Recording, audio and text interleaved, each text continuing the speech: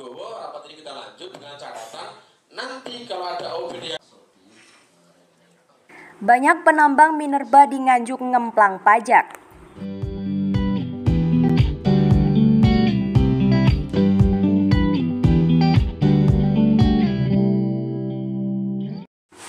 Sejumlah perusahaan tambang minerba di Kabupaten Nganjuk ngemplang pajak alias tidak membayar pajak ke Pemda.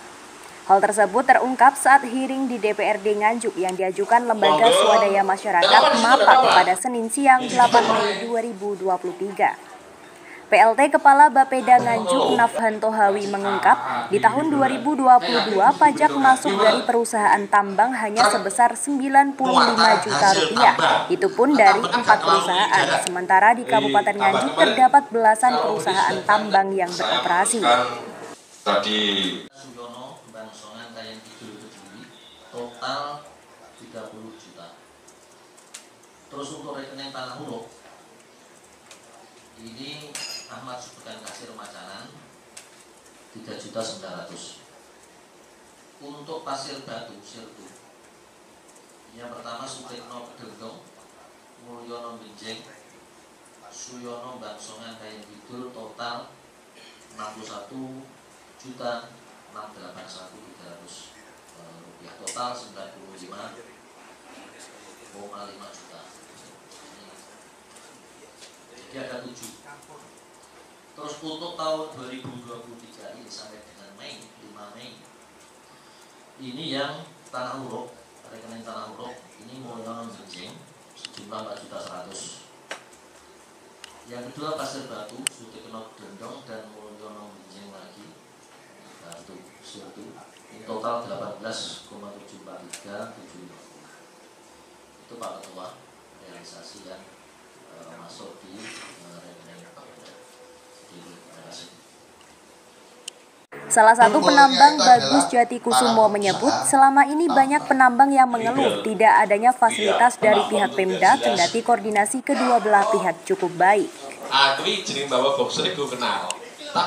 Jadi begini, terkait dengan adanya pengusaha tambang di Kabupaten Nganjuk, sebenarnya ini perlu mediasi. Dalam artian apa? Para pengusaha tambang di sini segala sesuatu yang ada itu tumplek-tumpleknya itu di pengusaha tambang pasti menjadi kesalahan pengusaha tambang, itu pasti kan gitu. Nah di sini kita berharap dengan adanya campur tangan pemerintah daerah agar supaya apa bisa memfasilitasi para penambang yang ada di Kabupaten Nganjuk biar bisa ikut sama-sama bekerja ben oleh hasil intinya gitu. Kalau terkait dengan adanya pajak yang menunggak, saya yakin ketika para pengusaha tambang difasilitasi oleh pemerintah daerah, saya yakin itu akan dibayarkan terkait masalah pajak. Itu pasti.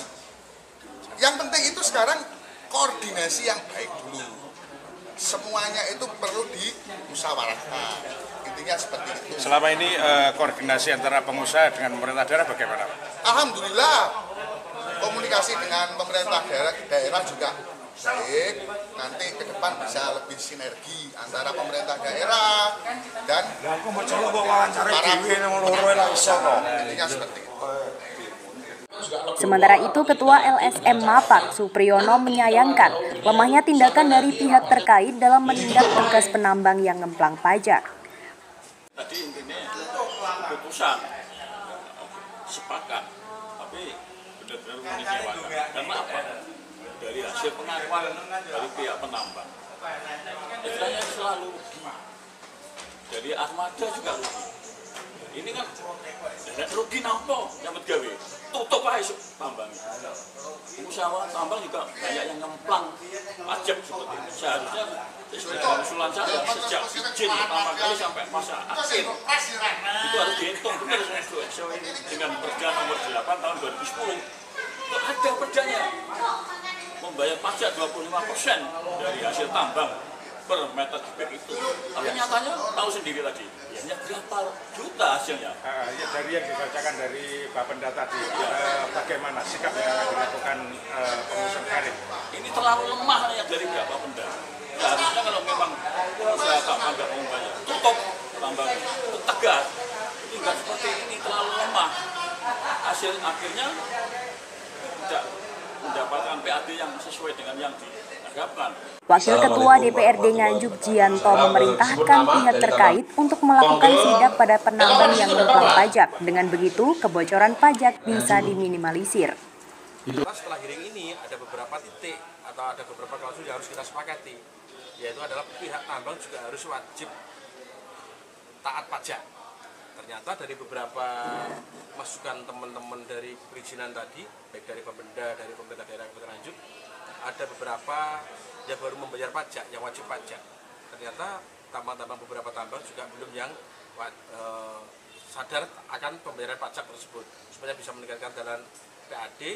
Kalau anggaran itu sudah masuk PAD, kan bisa untuk dimanfaatkan untuk perbaikan jalan yang di luar tambang itu. Iya. Kalau terkait kebocoran pajak ini, bagaimana sikap dari Dewan sendiri?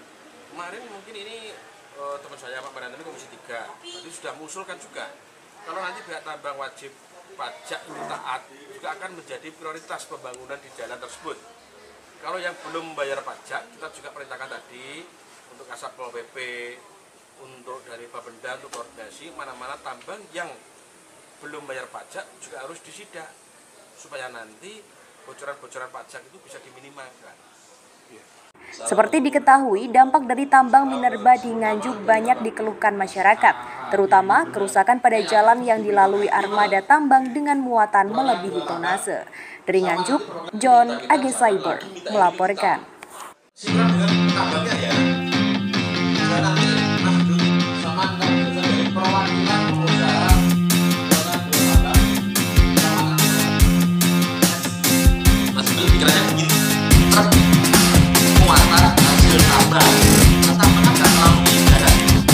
Tapi kan langsung minta ini kita